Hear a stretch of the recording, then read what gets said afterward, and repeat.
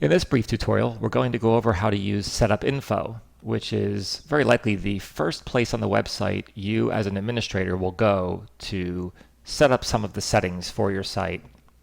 Now, a little trick here is before we go in is you'll notice there's a little icon up here in the upper right corner of your website, and that actually, it has the hint change theme, but since you changed the theme for your website in Setup Info, this will actually take you directly to Setup Info. The other way to get there is from the admin page.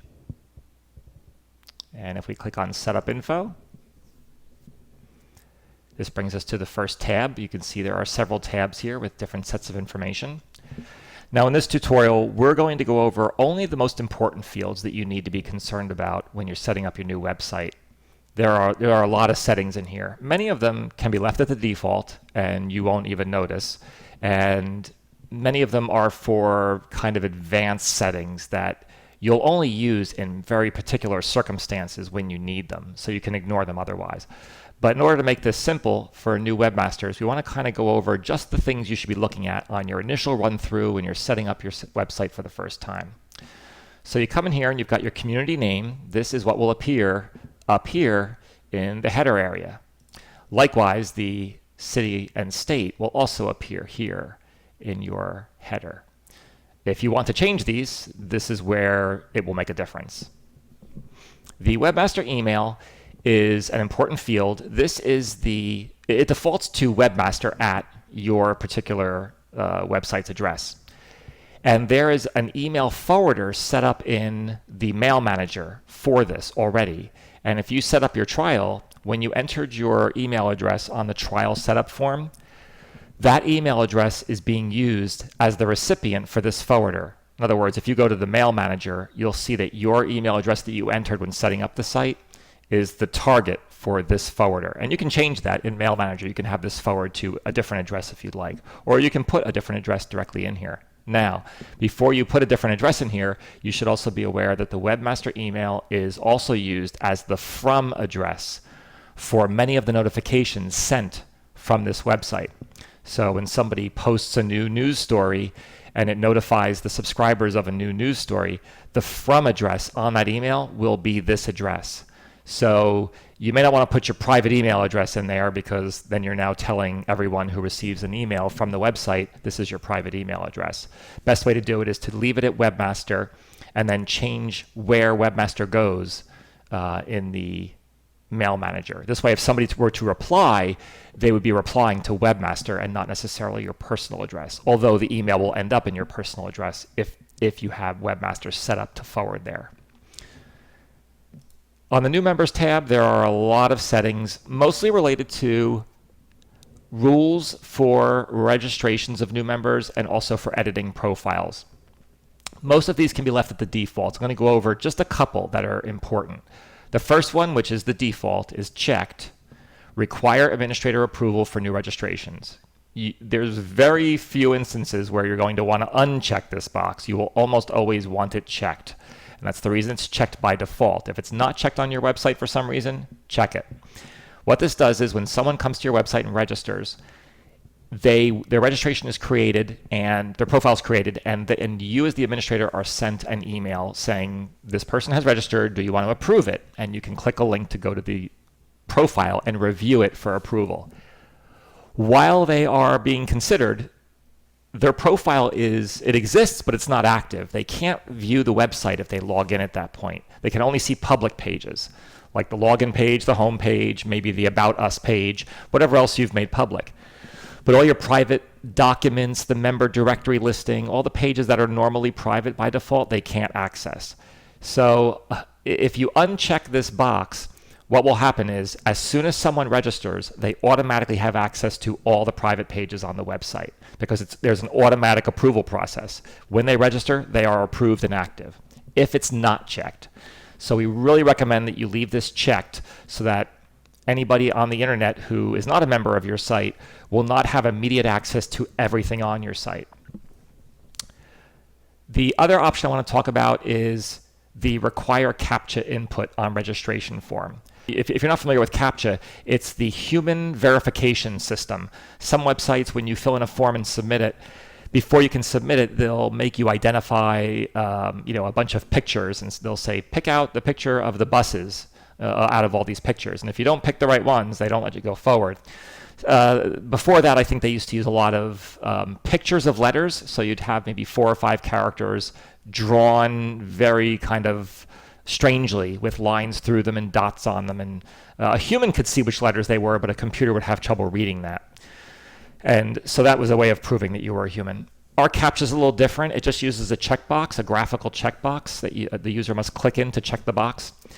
There's more underlying that. If you're familiar with CAPTCHA and you're thinking, well, that's pretty simple for a bot to come in and check a box, there's a lot more information and requirement underneath that's going on, a lot more code that's behind the scenes to verify that's a valid, that someone has actually checked that box. And it's not a typical checkbox on a form.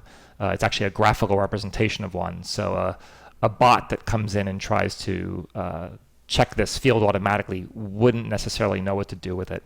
This is very useful if you notice there are bogus registrations showing up in your member database. They're not active because they've only registered, but you're getting notified every day of these people who are not part of your neighborhood.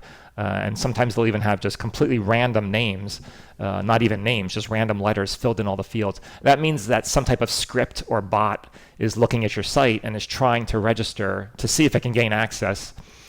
And it's just sending registrations to you. If you turn this on, there's a good chance that will stop because those bots have trouble with CAPTCHA. There's really not too much else on here. The email for registration notifications can be useful. This is a specific email address where only new member registrations will be sent to. So normally it just goes to the webmaster email address that we looked at earlier. But if you have a separate person who's going to handle just approving registrations of new members, you could put their email address in here, and the notification that someone new has registered would go to that person's email address instead. The rest of these by default are really not used often, so you don't really need to know about them. You can look at some of these require fields if you specifically want to require that everybody put in a street address or a city-state zip or a phone number. That can be useful. Let's go to custom fields. Custom fields is something that a lot of our webmasters like. This lets you create custom fields in the member's profile. There are a bunch of options here that I want to go over so you can see how these work.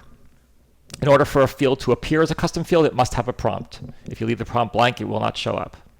Once you've filled in the prompt, you need to select who can see this type of field. The default is that everyone can see it, which means you can see it as the administrator. The member, when they view their profile or edit their profile, can see the field and what's filled in for that field.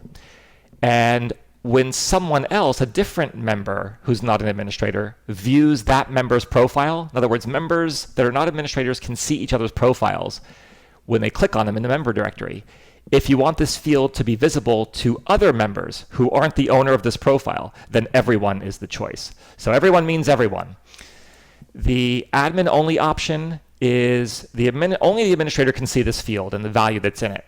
So if you select admin only, that means that the member themselves, when they view their own profile, will not see this field or the value you've entered for this field. Admin and member means admin and member. The administrator can see the field, the member, the owner of this profile can see the field, but other members, when they look at this person's profile, will not see the value and they will not see this field. So it's just you and the owner of the profile who can see it and modify it. These two options are a little different from the previous ones. Member read-only means the member can see the field in their profile, but they can't change it. They can't change the value of that field. It's read-only to the member. You can always, as the administrator, change that value. So if you have a field you want to have in every profile for each member that you as the administrator want to update, but you don't want the member to be able to change it, this is the selection you want. You can see it, the member can see it, but the member cannot change it. Everyone read-only is what it sounds like. You can see it, the member can see it, everyone else can see it, but it's read-only to everyone and to the member, except for you as the administrator can change it. So this just gives you another option between these two to say, I want everyone to be able to see it, but nobody can change it but me as the administrator.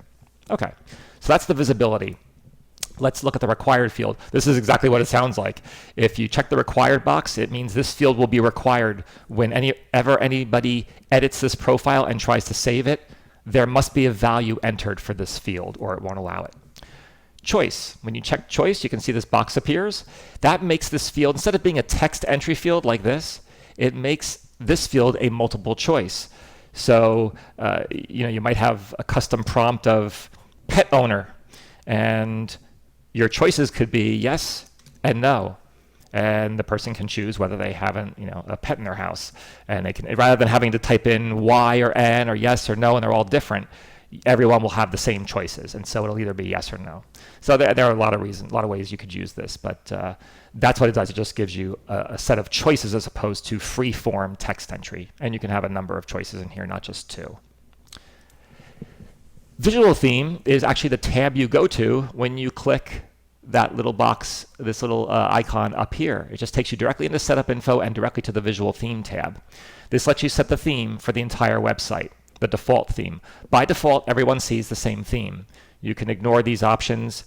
They allow other members to change the profile for themselves. So each member could have their own theme that they see based on how they set it in their own profile. They'll have this choice in their own profile.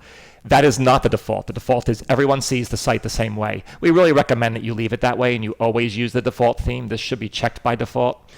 And you can just simply pick different themes from here. So you might want to come back. Some of our customers will come back each season and pick the summer theme and then the winter theme and so forth.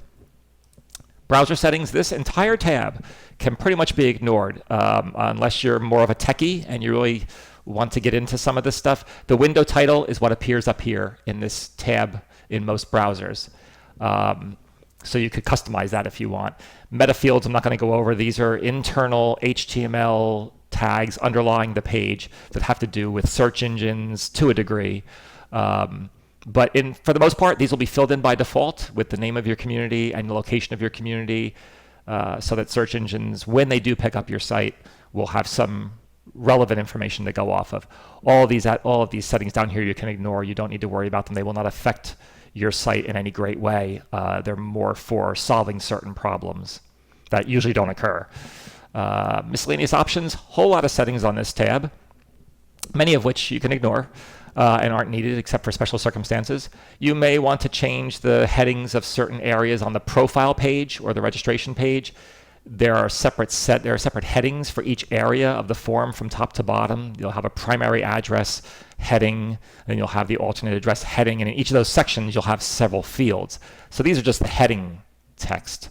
And then there are certain prompts you can change. One of the common ones that I will go over is the apartment unit. A lot of times we'll have webmasters that say, we don't use apartment unit, but we do have lot numbers. I mean, we do address people with their lot numbers. So you might want to change this to lot number in that example. The rest of these, you can hide a bunch of fields from both the registration form and the profile form if you don't use them or you don't want to use them. There are a whole lot of options down here, most of which you don't need to touch. The defaults will be just fine.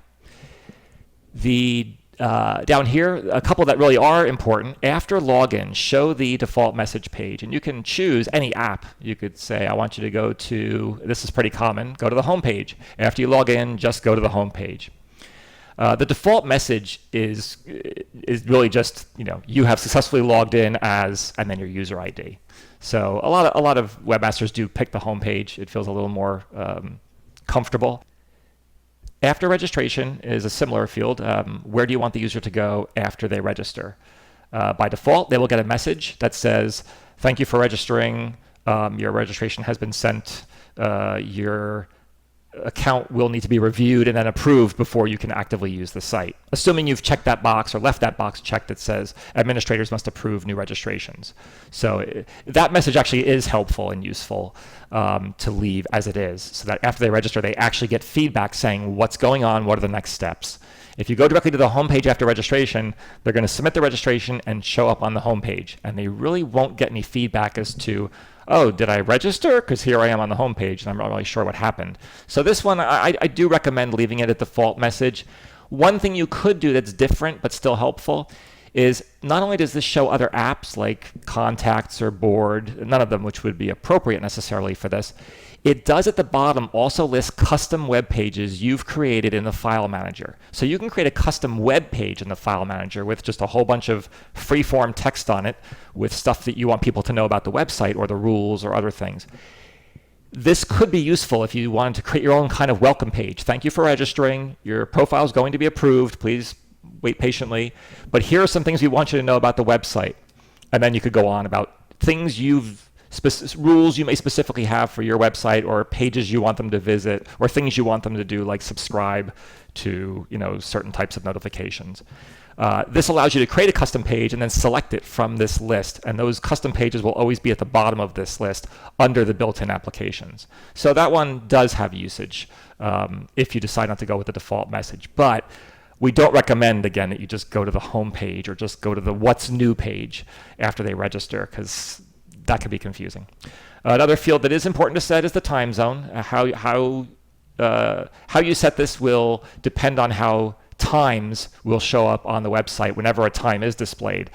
Posting a discussion board post will have a time associated with it, so you'll want that to reflect the time zone you're in, obviously. And then use DST goes along with that. There are places in the United States that don't change their time. They don't change their daylight savings time. They are always on or always off of daylight savings time. This allows you to say, our particular location is always on daylight savings time or never on daylight savings time. But for most of the country, it will just be normal, where it switches in the spring and fall. So that is it. That is the quick rundown of the fields that you really do need to look at and which ones you can ignore when you go into setup info as a new webmaster. I hope you found this tutorial helpful, and thank you for watching.